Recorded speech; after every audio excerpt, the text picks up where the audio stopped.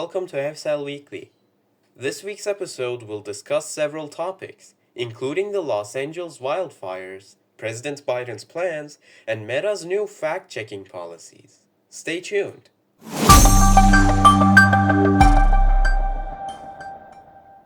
We are starting with the Los Angeles wildfires.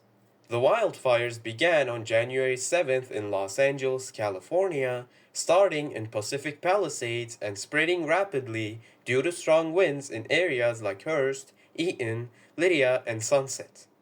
These winds are fueling the flames, making them uncontrollable. The Pacific Palisades fire has burned over 17,000 acres and 1,000 structures, making it the most destructive fire in LA County, while the Eaton fire has covered 10,000 acres. All Los Angeles Unified School District schools have closed, with 3 in Palisades completely closed. The most recent fire, the Sunset Fire in the Hollywood Hills, has caused many celebrities to lose their homes, including Leighton Meester, Adam Brody, and Paris Hilton.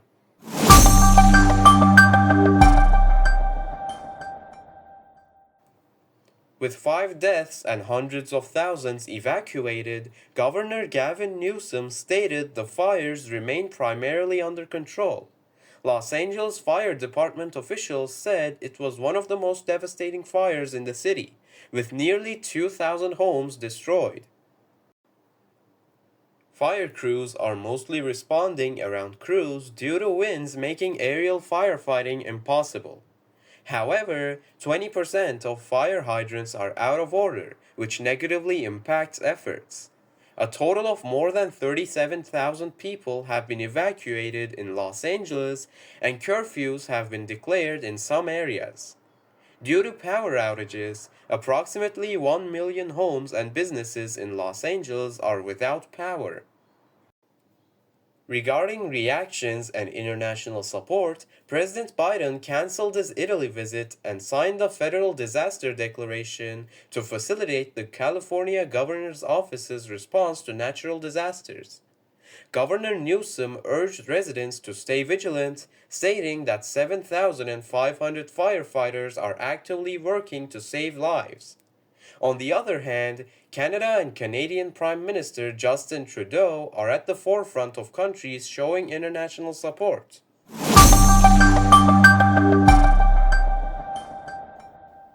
Still, the fire is not under control.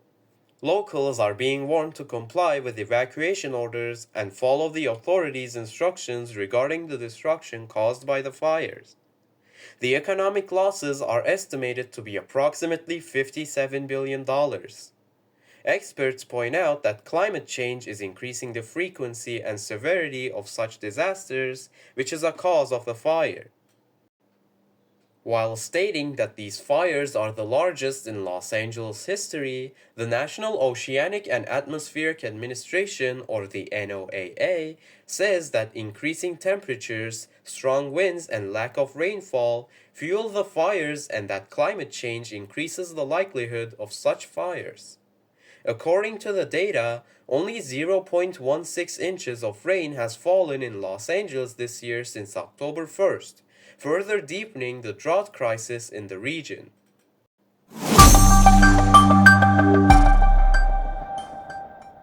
Moving on to our next following, President Joe Biden expressed uncertainty about his ability to serve another 4-year term in his final interview just days before leaving office. At 82, he acknowledged concerns about his age and fitness, saying, "I don't know, who knows?" Despite those doubts, Biden believed he could win re-election against Donald Trump, citing positive polling data. However, after a rugged debate performance, he dropped out of the 2024 race and endorsed Vice President Kamala Harris, who ultimately lost to Trump. Biden also discussed his Oval Office meeting with President-elect Trump, advising against pursuing political rivals, a stance Trump has previously stated.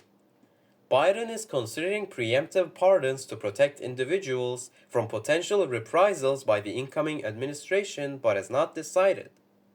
He also emphasized his concerns that Trump could repeal key climate laws enacted during his term and the possible impact this could have on environmental policy.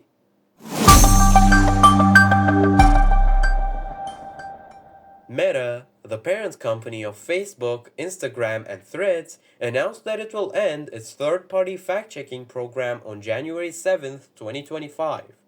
The initiative, which has been in place since 2016, aimed to reduce misinformation by partnering with independent organizations to verify content.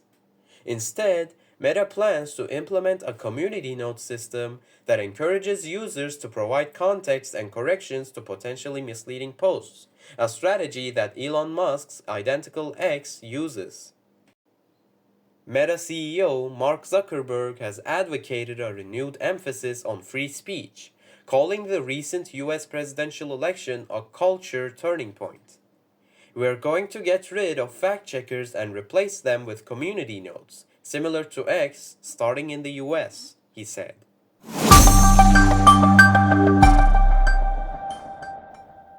The policy change has sparked significant controversy.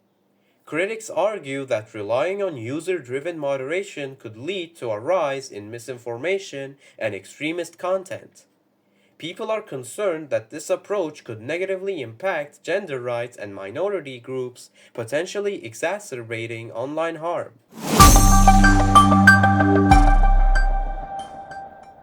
Some Meta employees voiced concerns internally.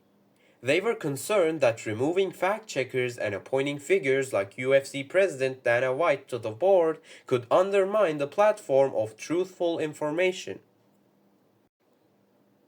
In contrast, supporters of the change argue that it reduces perceived censorship and aligns with a broader commitment to free expression. They say that community-driven moderation could democratize content moderation and allow a diverse user base to contribute to the accuracy and trustworthiness of information shared on the platforms.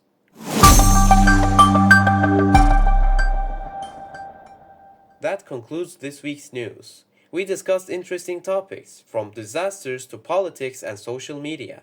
It was Hefsel Weekly. Thank you for listening.